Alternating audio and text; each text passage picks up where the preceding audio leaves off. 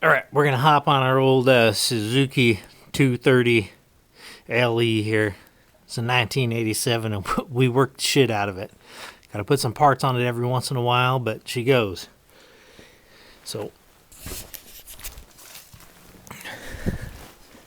get out there before it gets dark.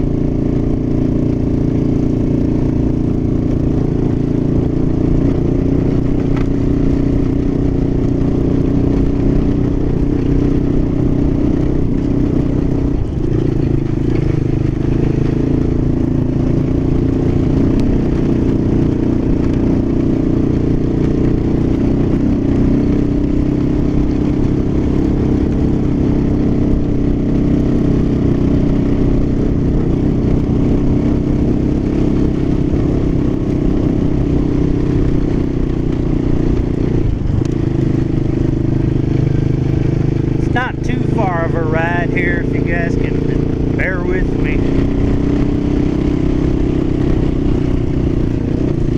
Go up here to the back piece. The ground is frozen as hell. Now when it thaws out, this shit's so bad I can't even get my fencing truck up here. It's a Toyota 4x4. The ground is just rock hard. Got this here gate open.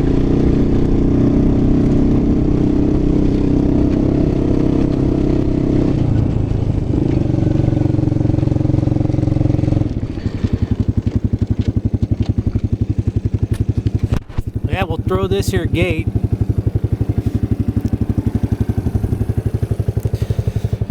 I had to put a bunch of shit up here, man, because everybody and his brother thinks he's got to come get an elk out here, you know.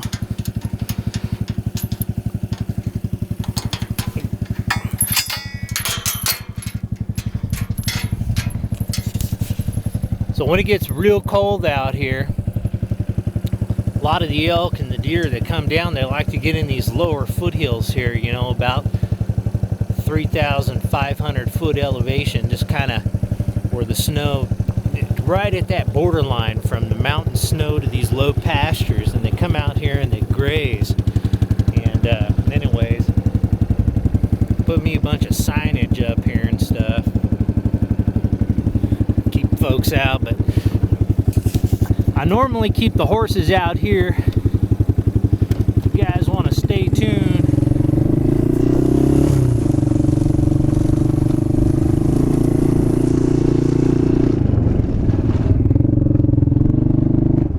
done my back place here in this 14 gauge electric, and got me one of these nice Parmac boxes, man. This thing is just awesome. Solar powered Parmac, Solar Pack 12. That thing will do, you know, 30 linear miles of fence. So I'm running 3 strands out here, and this thing will do like 30 linear miles, and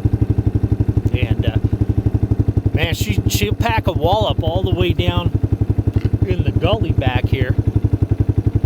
But I got her switched off for now, and I got the horses out.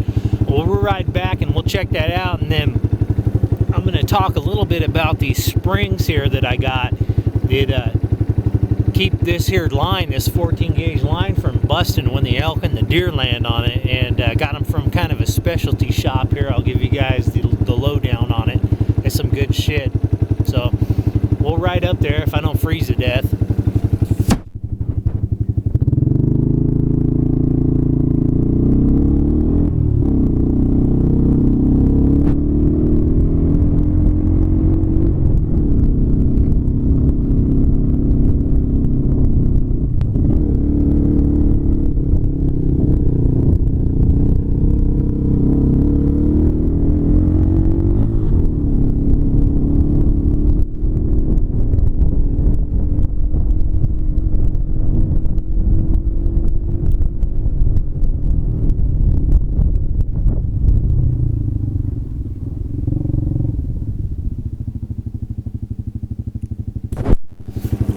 hands are freezing. I'll show you guys a couple like good scenics here from the top. Really see down there for days.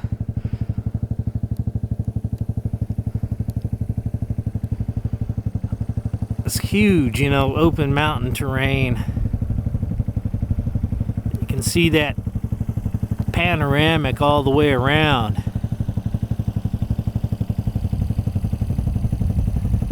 Kind of right at that snow line there. You see where that snow line's hitting?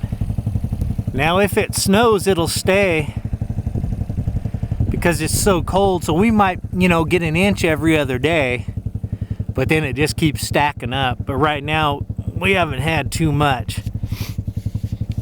Now way down in this hole down in here where that saddle is, that's where we're gonna go check out that trough here.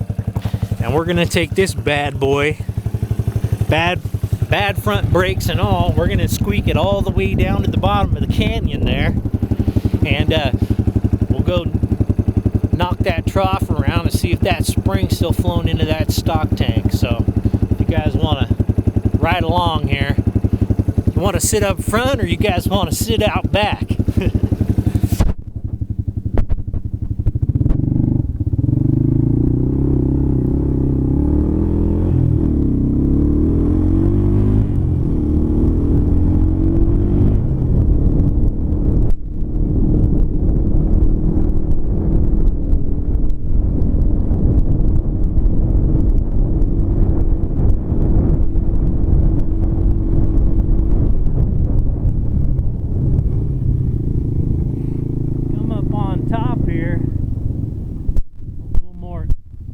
Dicey up here. Got kind of like a seasonal pond over here that's it's actually, there's a spring in the bottom of that, and it stays full quite a bit of the year here. Got a few tracks, maybe coyote tracks here.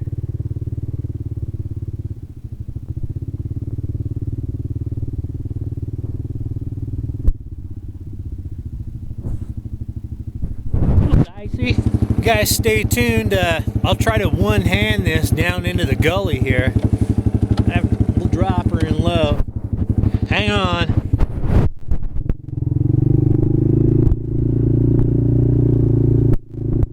Go down. Looks a little steep.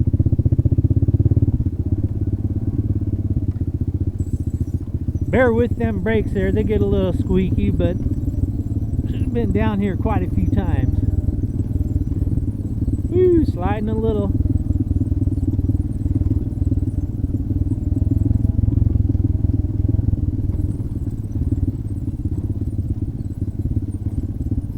Quite a bit of frost on the ground here. Might make getting out of here a little tricky. You see this backside here, where that sun don't face, that snow starts to stack up. Go down this way here. Down there just goes to that bottom there. A lot of basalt. All the rock around here is basalt. It just hit lots and lots of basalt. I guess after 30 years, God might need some brakes on this rig, right?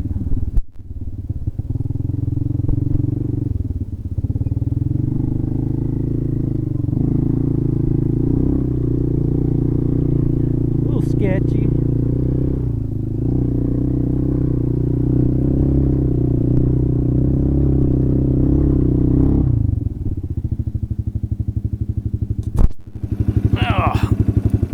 Oh, well, we'll kill it there.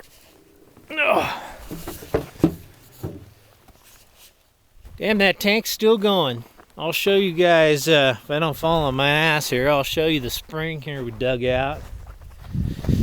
But there we go, tank's still going. Not bad. Old salt block there, old Joe, he likes his salt. Well, how about that? Little tiny bit of a trickle. It's about 20 degrees out here and that thing's still going.